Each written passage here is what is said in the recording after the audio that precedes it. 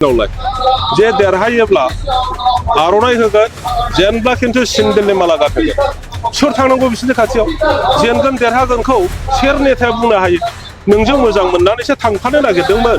आर'नाइ गानहैदों खामानि मावगौमोन दा बेवहाय जेनगोन बायदि सानोब्ला सोर सासे मानसिया खाथियाव थांनांगौ डेफिनेट जों जेबो मावनो हानाय नङा गतिके बेबायदि शक्तिखौ बिटिसिआव जोङो जायगा होनो हाया ओंखायनो बिटिसि बाखिया बयबो दिनैनि बे परिस्थितिखौ बुजिखादो जे इलेक्सननि बारहावाया दासो फैजेनदों बे समावनो बुख्रेब बुख्राब इउपिपिएलनि मावथिफोरखौ सिखाजों दानबाय गाबोन मा खालायगोन गतिके बिटिसिनि रायजो राजा नोंथांमोन आं नोंथांमोनखौ खावलायो बे परिस्थितिखौ बयबो बुजिदो ओंखायनो ज' जादो बेबायदि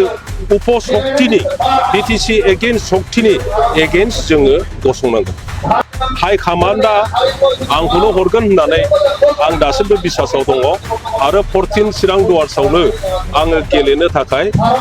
जुदि आंनो टिकेटखौ हरो आङो बेनि थाखाय जेब्लाबो रेडि रायजो राजाफोरखौ बेबायदि प्रपागान्डा खालामनानै बेसेबां थगायनानै दोननो हाबावनांगौ जे इउपिपिएलआ 0 जाहैबाय बिपिएफआ 1 नाम्बार सोरबाया 2 नाम्बार मावनानै खोन्थादो लेक्सार मानो होबाय थादों मावनानै खोन्थादो दिनै ख्रेब ख्रेब मोनजोब्बाय बिसोरो सिङाव जेबो गैथारला नालाय बायदिसिना बुंनानै मानसिफोरखौ बोरै लाखिनो सेस्था खालामबाय मानो बिदि भाषा ओंखारलाबायो बिसोरनावलाय जे देरहायोब्ला आर'नाइ होगोन जेनब्ला खिन्थु सिन्देलनि माला गानहोगोन सोर थांनांगौ बिसोरनि खाथियाव जेनगोन देरहागोनखौ सोर नेताया बुंनो हायो नोंजों मोजां मोननानैसो थांफानो नागिरदोंमोन आर'नाइ गानहैदों खामानि मावगौमोन दा बेवहाय जेनगोन बायदि सानोब्ला सोर सासे मानसिया खाथियाव थांनांगौ डेफिनेटलि आंखौनो होगोन होननानै आसा खालामो हाइ कमान्डआ देरहानायनि थाखाय जेरै देरहायो बेखौनो स्ट्रेटेजि लागोन आङो दा मोनबा जिल्लायावबो मिटिं जादों आरो बाहाय नुनो मोनदों जेसेबां दासिम मिटिं जाबाय समग्र समस्तियावनो इउपिपिएलनि देरहानायखौ रोखा नुनो मोनदों दतमायाव दाख्लै मिटिं जादों दतमायावबो 10,000नि खम गैयामोन गतिके मिटिंआवनो जुदि 10,000 थायोब्ला सासे मानसिया साथाम जुदि भट थायो गावजों लोगोसे न'खराव सानै अब्ला 30,000 बाहाय भट फैयो नोङो पर्बतझरायाव थांदो हानि जेसेबांखि दावराव खालाया मानो पर्बतझरानि मानसिफ्राथ' इउपिपिएलखौसो सापर्ट खालामदों दाख्लै जि मिटिं जाबाय बाहायबो 10,000नि बारा मानसि मैया जि मिटिं जादों आगोलाव नोंथांमोना नुगोन प्रथम मिटिं जादों देबर गामियाव बेसेबां मानसि दं 10,000नि बारा 12,000सिम मानसि दंमोन बेवहाय अब्ला देबरगामि समस्तियाव इउपिपिएलनि देरहानायखौथ' बयबो नुदों बेखौ आं बुंनांगौ नङा नोंसोरबो बुंनो हायो नोंसोरबो नायदों बेसेबां मानसि दङ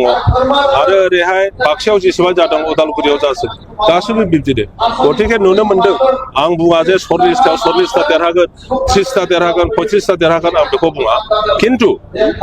इउपिपिएलआ हारसिङैनो सरकार दानो जि नाम्बार नांगौ जायखौ मेजिक नाम्बार होननानै बुङो 21ता आरो 21तानि बारा बेखौनो मेजिक नाम्बार होननानै बुङो मेजरिटि बे नाम्बारखौ इउपिपिएलआ मोनगोन आरो इउपिपिएलआ हारसिङैनो सरकार दानो हागोन नोंथांखौ बिपिएफ नागारनानै इउपिपिएलआव हाबनायनि उनाव नोंथाङा माने बेसेन गैयै सासे दैदेनगिरि जाबाय दा बिथाङा मिटिंफोर लिंहरजाया माने ससियेल मिडियायाव खोनानानैसो बिथाङा हाबाफारियाव बाहागो लायो जायहा बुंदों बेथ' इउपिपिएलनि मानसि नङा जाहैबाय नङा होमबा गतिके आंखौ लिंहरदों ना लिंहराखै आं बोरै थांदों थाङाखै बेयो बोरै मिथिगोन रायजो राजाफोरखौ बेबायदि प्रपागान्डा खालामनानै बेसेबां थगायनानै दोननो हाबावनांगौ जे इउपिपिएलआ 0 जाहैबाय बिपिएफआ 1 नाम्बार सोरबाया 2 नाम्बार मावनानै खोन्थादो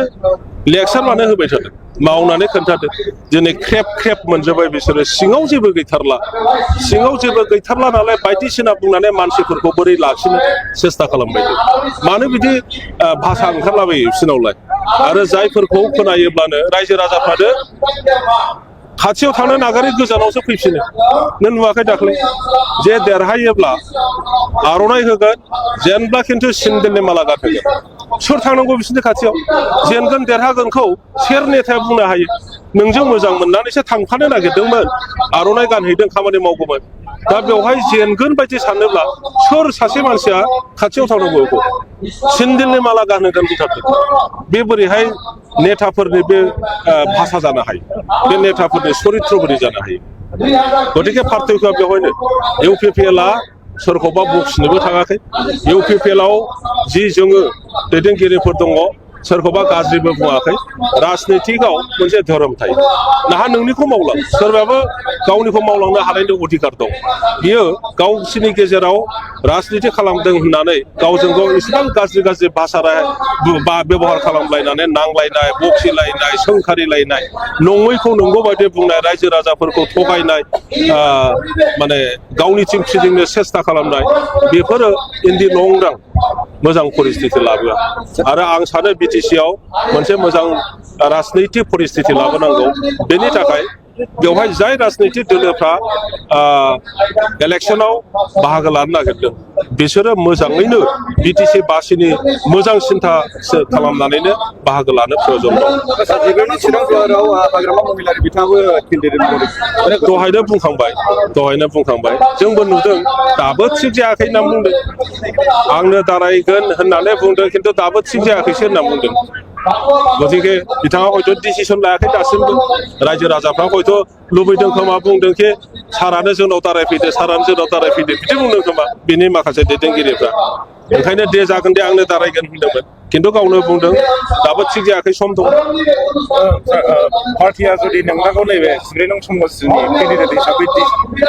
फोसावनो डिसिसन लायोबा सारा रेडि दं डेफिनेटलि दङ आरो डेफिनेटलि आंखौनो होगोन होननानै आसा खालामो हाइकमान्डआ देरहानायनि थाखाय जेरै देरहायो बेखौनो स्ट्रेटेजि लागोन जेरै बे स्ट्रेटेजि हिसाबैथ' बेखौ बे मिटिंखौ खालामनाय जादों आरो बेवहाय नोंथांमोना बेसेबां मानसि दङ सानो बेहाय 10,000 मानसि गैया दंना गैया दङ दङब्ला नोंथाङानो बुंदो सासे मानसिजों साथाम जुदि भट गावखौ लानानै आरो साथाम जुदि लायो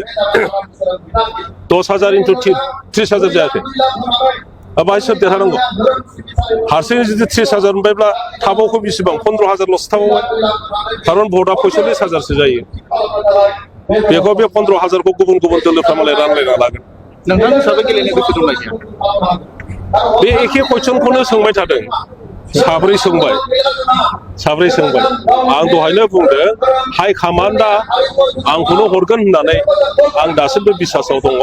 आरो 14 चिरां दुवार्सआवनो आङो गेलेनो थाखाय जुदि आंनो टिकेटखौ हरो आङो बेनि थाखाय जेब्लाबो रेडि मैया उदालगुरियाव जोंनि जाथाय जानाय मा होनदों मैया उदालगुरियाव जोंनि जाथाय जानाय दाङाबाजि बिनि सायाव आं बेखौ नोंथांमोना बेखौ दहायनो सोंग्रोखानांगौमोन जे बिटिसिआव मोनसे गाज्रि परिस्थिति लाबोनो बुख्रेब सिगि सग' खालामनानै गावसोर देरहानो बिटिसिखौ कब्जा खालामनो थाखाय माखासे राजनिति दला इतिमध्ये सुरु खालामबाय आरो बेखौ जुदि जोङो लायहोयो अब्ला आरोबाव बिटिसिआव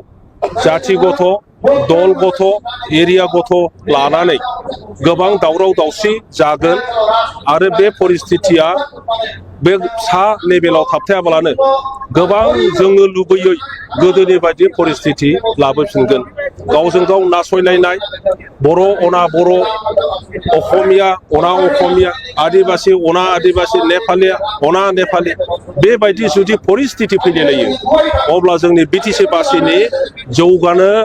जौगानायनि जि गाज्रि परिस्थिति लाबोनो बुख्रेब सिगि सग' खालामनानै गावसोर देरहानो बिटिसिखौ कब्जा खालामनो थाखाय माखासे राजनिति दला इतिमध्ये सुरु खालामबाय आरो बेखौ जुदि जोङो लायहोयो अब्ला आरोबाव बिटिसिआव जाथिगत दलगत एरियागत लानानै गोबां दावराव दावसि जागोन आरो बे परिस्थितिया बे सा लेभेलाव थाबथायाब्लानो गोबां जोङो लुबैयै गोदोनि बायदि परिस्थिति लाबोफिनगोन गावजों गाव नासयलायनाय बर' अना बर' असमिया अना असमिया आदिबासि अना आदिबासि नेपालि अना नेपालि बेबायदि जुदि परिस्थिति फैलायलायो अब्ला जोंनि बिटिसि बासिनि जौगानायनि जि जोंनि सिन्ताधारा जोंनि गथ' गथायनो जि मोजां शिक्षा होनायनि सिन्ताधारा ओनसोलाव लामा सामानिफ्राय लानानै दालां बान्दो जोंनि कृषकफोरखौ जोंनि बिब' बिनानावखौ मोजां माने सहाय होनायनि खामानि मावनायनि बे सिमाङा बे गासिबो फैला जाजोबो जों जेबो मावनो हानाय नङा गतिके बेबायदि सक्तिखौ बिटिसि आव जोङो जायगा होनो हाया ओंखायनो बिटिसि बाखिया बयबो दिनैनि बे परिस्थितिखौ बुजिखादो जे इलेक्सननि बारहावाया दासो फैजेनदों बे समावनो बुख्रेब बुख्राब इउपिपिएलनि मावथिफोरखौ सिखाजों दानबाय गाबोन मा खालायगोन